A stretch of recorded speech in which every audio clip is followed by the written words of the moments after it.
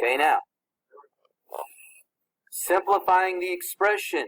This one has to get common denominators. Definitely common denominators. All right? Otherwise, you're not going to be able to add the two fractions together. Yep, definitely. All right. Going to have to use those skills on getting common denominators. Since these two have nothing in common, we have to multiply them together. Now, when you were in elementary school many moons ago, they might ask you to add 1/2 and 1/3. And since 2 and 3 don't share anything in common, what were you forced to do to find a common denominator?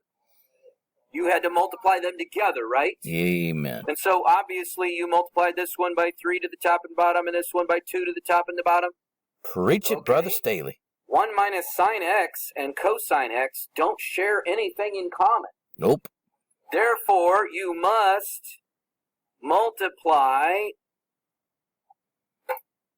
top and bottom by the other one. When I get this written out, then I'll answer your question. I can't even see the kid's hand raised. What's your question? Doesn't what cancel each other out? Okay, if you start, okay, number one. Whoa, okay, whoa, maybe we need to walk down memory lane here. So this particular problem up here at the top, wasn't that 3/6 plus? Yeah, I gotta go get a power cord. So, I'm re-recording this example 5, 6, and I think more than that even. But for this e-learning day, however, I was running out of power, so I had to go get an extension cord. Anyway, let's continue. 2/6, okay? Can you tell me what you get? Please don't say 5/12. What is it? 5 over what? 6. In other words, the denominator doesn't change, right? It's only the numerators that get added together. Amen. Now, I hope that's what you mean, or what you were talking about, because subtraction, we don't do anything with those denominators until we can combine that numerator together. What is cosine x times cosine x? That's cosine squared x, right? Good. Well, if you put parentheses around cosine x and put the square on the outside, it would be the same thing. Correct. Okay? We just don't want to get it confused with cosine x squared, because we're not squaring the x, we're squaring the cosine. So that's the difference. So if you use parentheses, big facts there, then you'd be okay. But so to avoid that, we just put it in front. Okay? Right here I have minus sine x. Ooh. That minus sine x is going to get distributed, right? Don't forget that minus. What is minus sine x times 1? Minus sine x times 1. Minus sine x. What is minus sine x times minus sine x? Plus sine squared x, right? Because the two negatives cancel. All over. Now, just hold on to the denominator the way it is. Don't mess with it yet. Okay? What do you see in the numerator that would be really helpful right now? You see it? I'm so happy, folks. Look at the green part. Look at that green part. The part that's in the green that I circled, what is it? 1. It's the Pythagorean identity. It was hiding on the top. Folks, we can rearrange the terms. It's called the commutative property of addition. Okay, so it would be 1 minus sine x on the top. It'd be 1 minus sine x times cosine x on the bottom. What were you saying, Mr. Lazar? Boom, boom. Well, be careful. What's on the top there? 1. 1. 1, yes. You are. Okay. Well, actually, I equals the square root of -1, but that's okay. All right, so 1 over cosine x. Give me another name for it. Secant x. Secant x. Why? Yes, you do. Okay. Folks.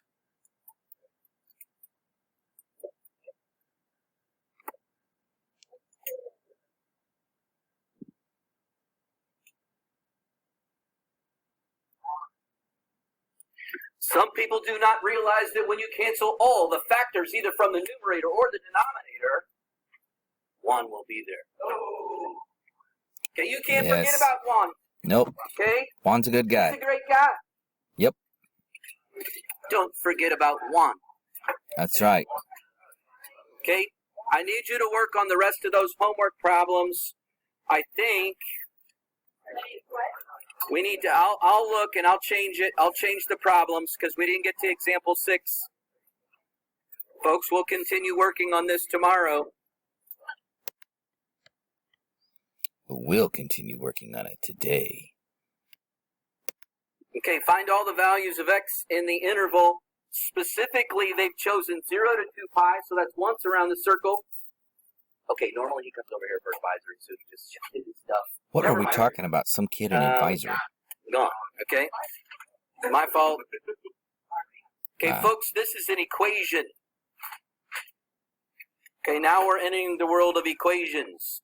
We've got cosine cubed x over sine x equaling cotangent of x. We are going to more than likely put everything on the same side.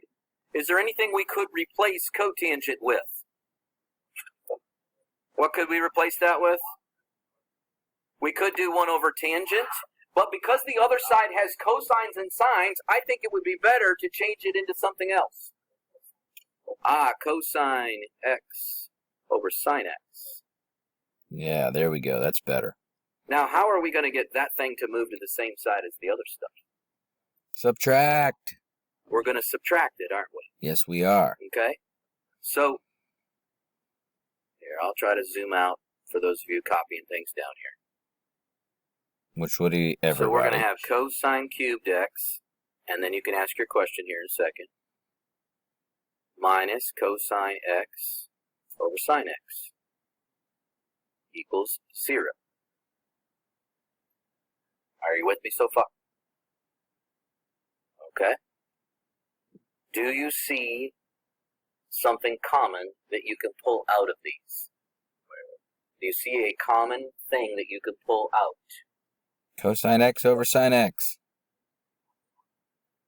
We could pull a cosine out of the top and what out of the bottom? Sine. So I'm actually going to have cosine x over sine x. And then what would I be left with here? Cosine squared x. And what are you left here when you pull the whole thing out? 1, right? Yeah, don't forget about 1.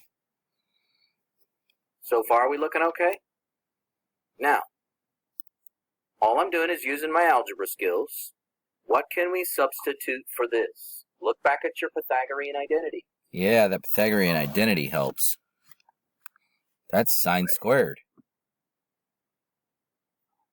Isn't that sine squared?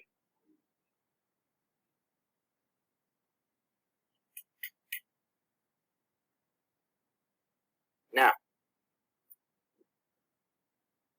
anything cancel out? One of the signs. One of the signs, right? Yep.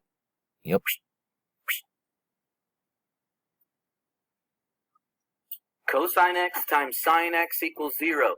Now, this is in the factored form just like we did in Algebra 2. When you have two things that are multiplied together to get equal 0, what do you know about one of those things?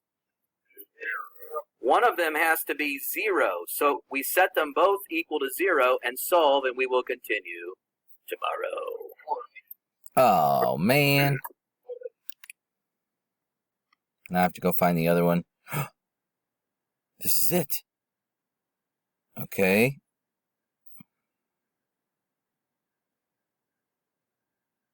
Let's see if it. I'll just hit play. I'm wasting time. All right. So, did we get this part moved over to the other side? Yes, we the did. Cotangent. Okay. Did we replace it with cosine over sine? Yes, we did. All right. Did we factor anything out of that? Yeah. What did we factor out? Cosine over sine. So we factored out a cosine over sine, right? Oh, by the way, what number in the universe, or what sine value would cause a major problem right here? 0. We could not have a 0, right? Is that affirmative? Everybody believe that could not be 0? That would be a problem? Yes, Okay, preach it. Thank you. Mm-hmm. All right. Just in case that happens to come up later. Now, we've got it into factored form. Okay. Well, I guess there's one more thing. What could we replace cosine squared x minus 1 with? We already did that part. It's sine squared Okay. x. Be very careful. Let's think about this. In the bottom right corner, you see the Pythagorean identity, right? Sine squared plus cosine squared. Did we make a 1. mistake? Solve that for cosine squared minus 1. We made now, a mistake. I know I'm asking something unusual, but look at the green arrows that I've drawn on there. Yeah, What would okay. happen if you moved the sine squared x to the right and the 1 to the left?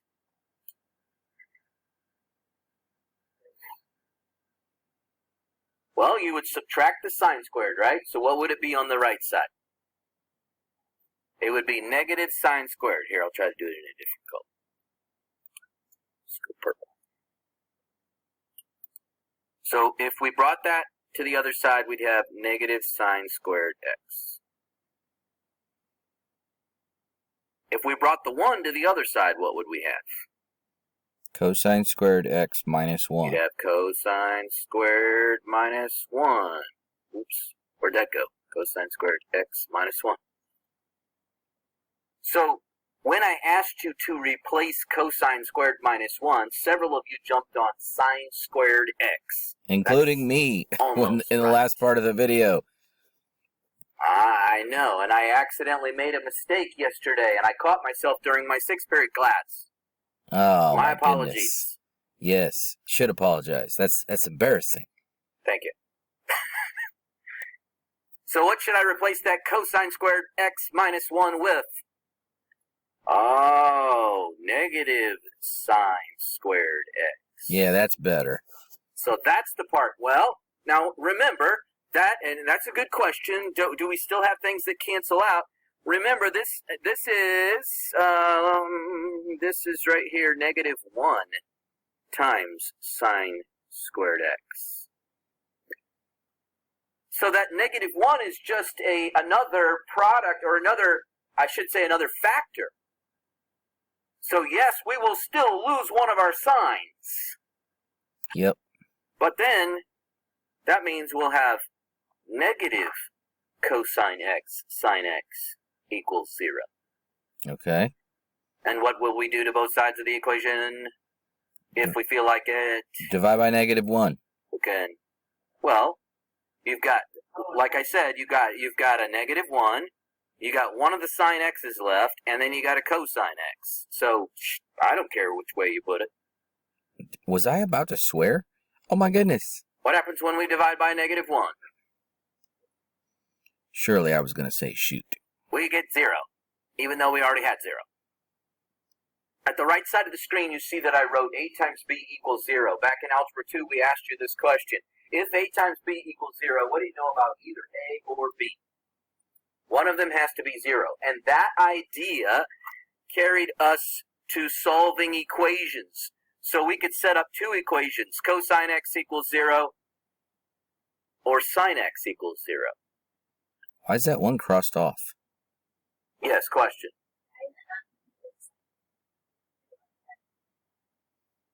Because if I divide it by -1, then this -1 and this -1 would cancel out. Right, it's all we've got is, and which is what Mr. Zemmel was asking me earlier. We got -1, we got a cosine x. Yeah, that's a little shout out in the video for you. Yes. He would be proud. He really would be proud. I can tell you that right now. Right? So if you divide it by -1, all that's going to be eliminated is that one out there. Yep, no problem. So cosine x, sine x equals 0. One of those has to be 0. So we looked at the unit circle to solve this. The only two places on the circle that had a cosine, which is a cosine an x value, a y value, or a slope? X value. It's an x value, right? Go with alphabetical order. Cosine, sine, x, y. That's okay. So at the top and the bottom, pi over 2 and 3 pi over 2, we get that situation occurring. Now, why did I cross off the other one? Why didn't I go through the process of saying, oh, sine x is 0? That would be over here at 0 and at pi. Why didn't I add those two solutions on?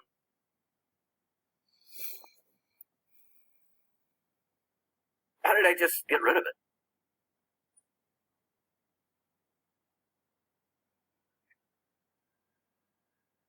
Why did I get rid of it? Because it can't be 0. What did you tell me? Otherwise that's a What restriction. Did you tell me about sine x? Why can't it equal 0? Because it's in the denominator of a fraction, right? Amen. So, in other words, this was a dead end.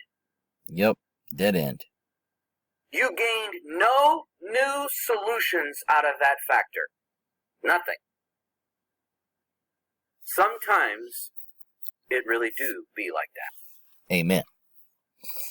Why did I erase what? Because it was taking up too much floor space. It was. Okay, question. Yep.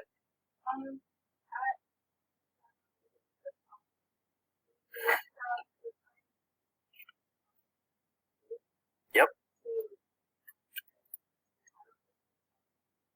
Okay. So you see the two blue boxes right there about in the middle of the screen? Both of them share a cosine in the top and a sine in the bottom. So we're just reviewing. So I decided that I would pull out a cosine from the top and a sine from the bottom, and I did it for both of those blue boxes. Well, what that would leave me with, the first box would leave me with cosine squared x, and the second one would be -1. All right? Okay. Now, I do realize, folks, that some of these factoring ideas, yes, we're adapting everything you learned in Algebra 2 to these trig functions. True. And that's why you're taking a lot of time to do homework questions. Facts. Okay? Now, example 7. Do you see what I see? Mm-hmm. We singing a song here? Right. Okay. Do you see a squared term right here, folks? I do. Do you see right next to it a linear term? I do. Okay. All right. Now, I am indicating something with the 1. What do you think I'm trying to tell you? Subtracting 1. 2 sine squared x plus sine x -1 equals 0.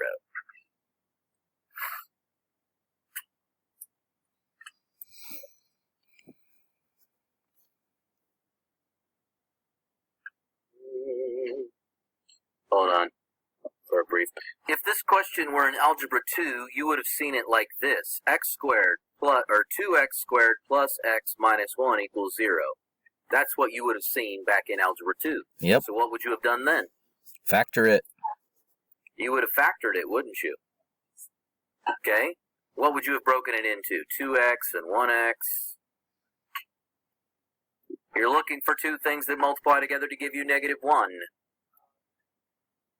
Yeah, -1 and 1. Now, it really does matter where you put them. It's got to be a -1 there and a +1 there so that your outsides and your insides add up to +1x. Is that trip down memory lane we can all agree on? Hopefully. What's going on? You doing? You writing stuff down? You got to pay attention, otherwise this is going to go downhill in a hurry. Yeah. We don't want that to happen. Okay, so if we know how to factor that, what do we do with each factor to find the solutions? We set the factors equal to 0, right?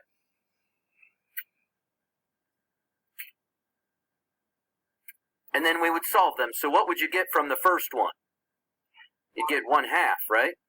What would you get from the second one? -1, right? Yep. Okay, now you need to use that logic on this trig equation. What are we going to factor this into?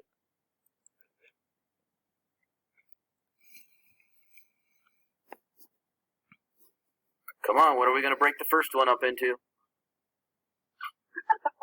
2 sine x and sine x. Why am I the only one thinking? Come on. Come on, folks, think. You need to come up with factors of -1 so that the middle term will end up being 1 sine x. What do you think? There we go, -1 and a +1. So then we do the same thing we did back in Algebra 2. We set the factors equal to 0. Oops. Yeah, where'd the +1 go? There we go. All right, now we need to start solving. What do we get over here for sine x? 1/2. We get 1/2, right? Right, you add the 1, What divide do we get by over 2. here for sine x? -1. -1. But we need to do more work. Oh, yes, we do.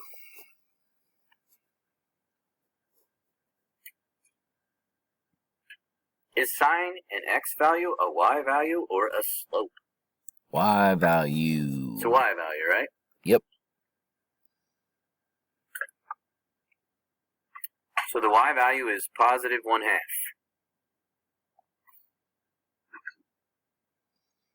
Can you give me the two values where that would be true?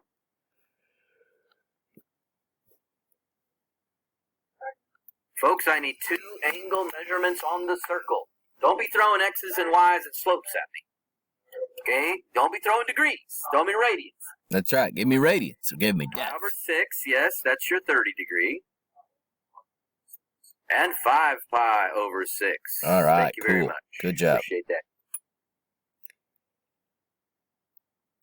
So the other equation said sine x equals -1. Well, that's a y value, so that's down here at the bottom of the circle.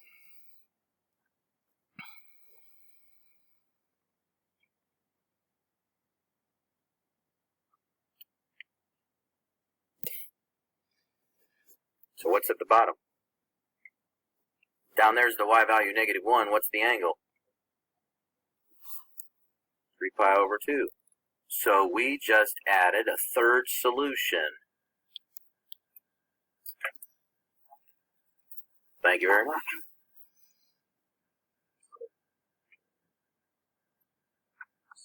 Can you envision a situation where you could get 4 answers?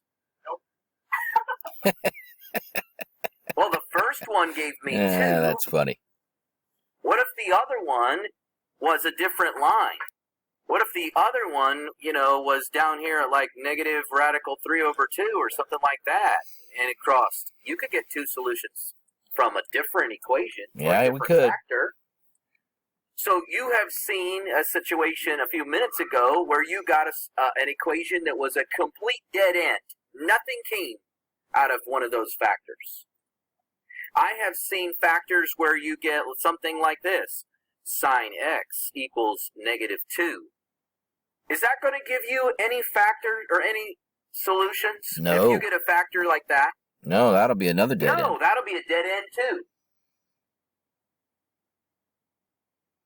So, 3 solutions came out of that one. Now, to be quite honest, folks, and I don't think I'm going to test you over this, but we have what are called general solutions. So if you saw something like this where it said, get all the real solutions. Now, what they're saying then is, you can go around the circle as many times as you want in as positive or negative. So do you notice how they took one of your answers and they added something to it? Where have you ever seen 2 pi before? The period. In relationship to sine. The period of the sine function. The sine wave. Where have you ever seen 2 pi? Please tell me we know this. Yeah, we better. The period of the function. Thank you. So they said, hey, if we just added 2n pi, now the n, as you can see down here, what kind of values are they using for n? Integers. Integers, thank you very much. And they are talking about all integers of the universe. I am probably not going to ask you that question. I will probably just stick with pi over 6, 5 pi over 6, and 3 pi over 2, and not worry about the general solutions. These would be called specific solutions versus the ones that they've listed, which are general solutions. You do not have to salute when you see general solutions, but some people do. And we might rethink that idea. I'm not going to do examples like this one. Okay, so Hey, we might rethink that idea with the general solutions. So hold on to your hat there. I might add that in, but I would do more discussion on that with you in class. We're going to skip this example, which basically they give you a weird looking equation with a number like 0.7, something that's not normal.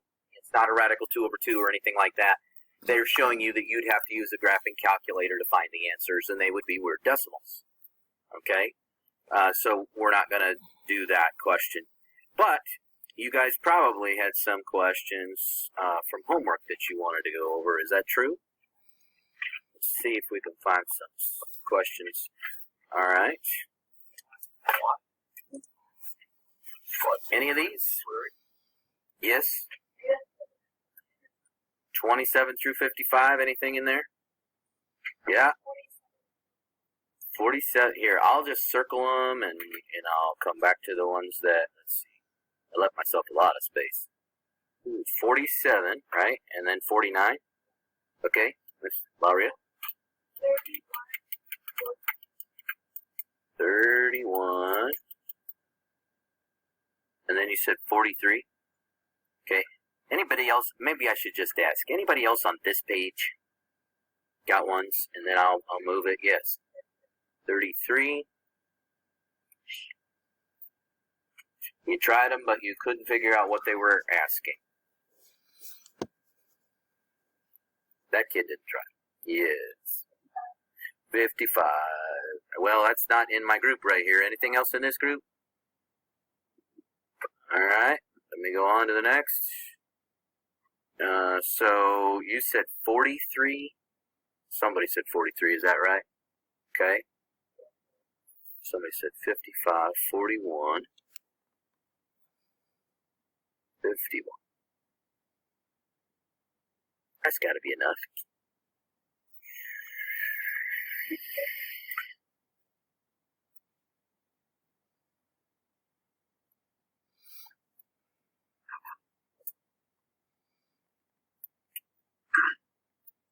All right. Yes.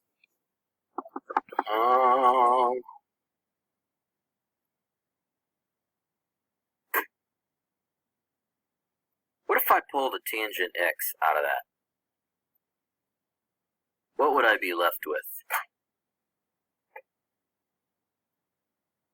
What if I pulled a tangent x out of each one of those? What would I be left with?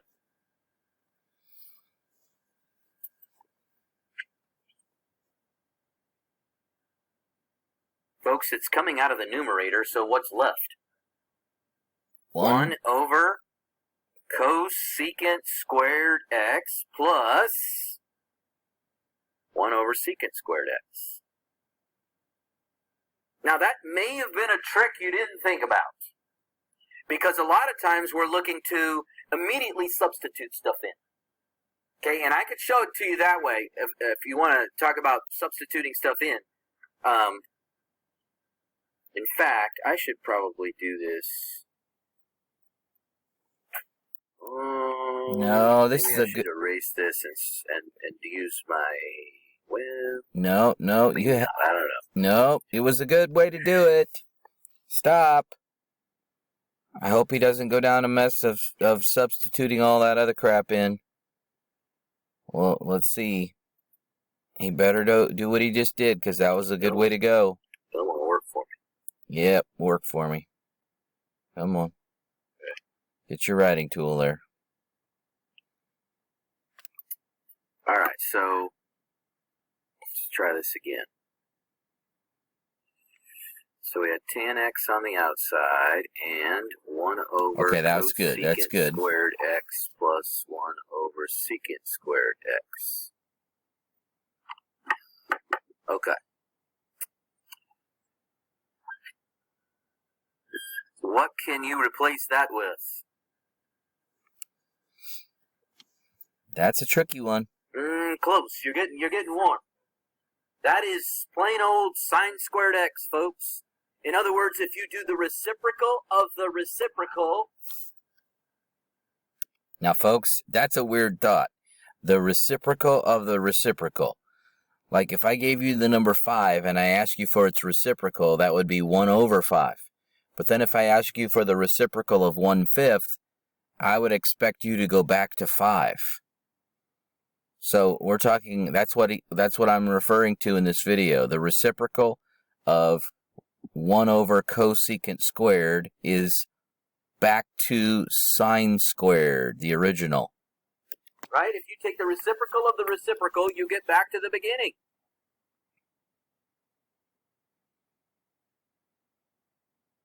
The next one is cosine squared. Yep, that's the same idea. Reciprocal of the reciprocal. And then what do you see here? That's a 1 right there, isn't it? It's a 1. Tangent x times 1. Whoa, that's easy. Tangent x. Yeah. Okay. Now, I will tell you that is the easy way to do the problem. Easier way. Okay?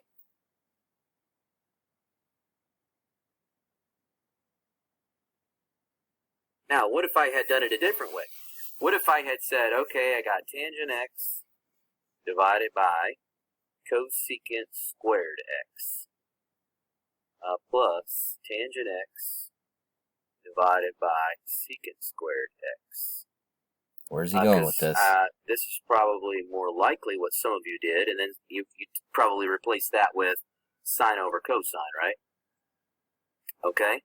And then you might have said, okay, well, division is the same as multiplication by the reciprocal. So instead of saying divided by, what could we replace this thing with? This thing would be 1 over sine squared, right?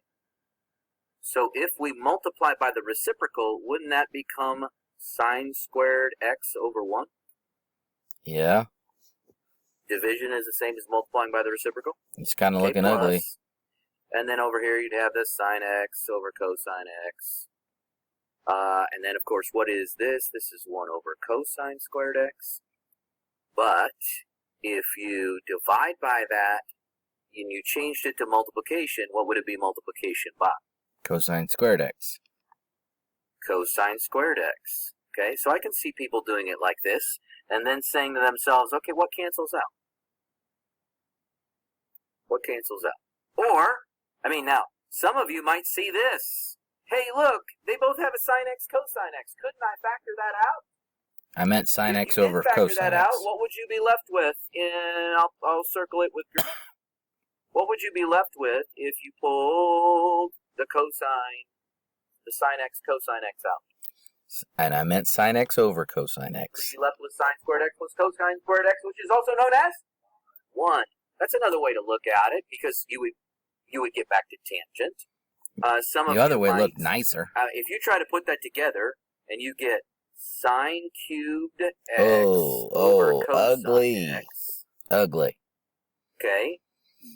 So you could some of you might have done something like this, and then said plus sine x cosine x, and you got kind of stuck. Yep.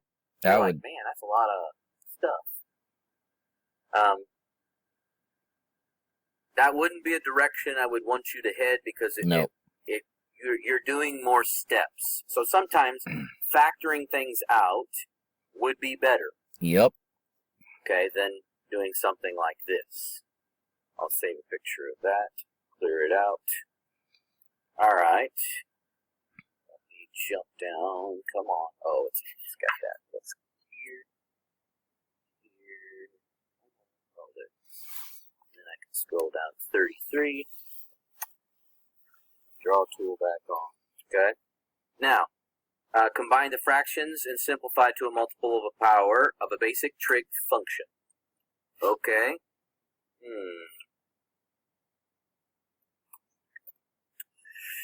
1 over sine squared x plus, we need to get common denominators. So my question is, should I change tangent squared and secant squared into something else, or should I just multiply this over here and this up here? You substitute it? Let's go down that route and see how it does. Okay, so secant squared, what'd you do? 1 over cosine squared x. Okay, and then this would have been sine squared. Ooh, yeah, this is a good idea. Sine squared x over cosine squared x. Now, have you ever seen a trick like this? I mean, you could rewrite that fraction in red. Division is the same as multiplication by the reciprocal. If you know that, look what happens. By cosine. Those denominators disappear. So you end up with 1 over sine squared x. Oh my goodness, it has the same denominator as the green one, which means you have 2 over sine squared. Now, for those of you wondering about more help, I will have a video that has more of these problems in it. So this would be 1 times cosecant squared x. No, not anymore. Unless you haven't finished these, then you need to continue working on these. And then we'll finish this. What is going on? Okay, there we go. Then we'll go back to here. Finish this question.